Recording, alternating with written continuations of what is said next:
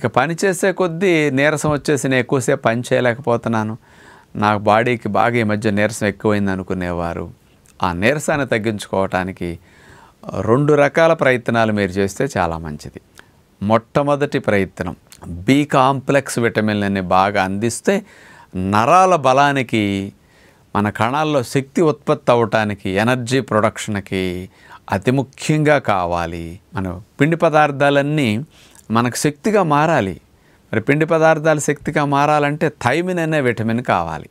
మీరు తిన్నారు అన్నము, ఇడ్లీ, కాస్త మంచి పదార్థాలు, పిండి పదార్థాలు ఉన్నాయి, కానీ దీన్ని ఎనర్జీగా కన్వర్ట్ చేయాలంటే థైమిన్ అనే విటమిన్ కావాలి, బి కాంప్లెక్స్ విటమిన్. అట్లాగే కొన్ని అనేక రకాల B2, B3, B6 ఇవి అనేక విటమిన్స్ అనేవి మీకు బలాన్ని ఇవ్వటానికి చాలా కావాలి.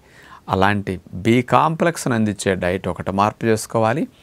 మీకు ఎక్కువసేపు శక్తి నీరసం లేకుండా రావాలంటే మంచి మాంసకృతులు, మంచిగా కొవ్వు పదార్థాలు ఉన్న ఆహారాలు కూడా తినాలి. హాని లేని కొవ్వులతో పాటు మంచిగా తేలిగ్గా జీర్ణమయ్యే మాంసకృతులు ఉన్న ఆహారాలు తినాలి.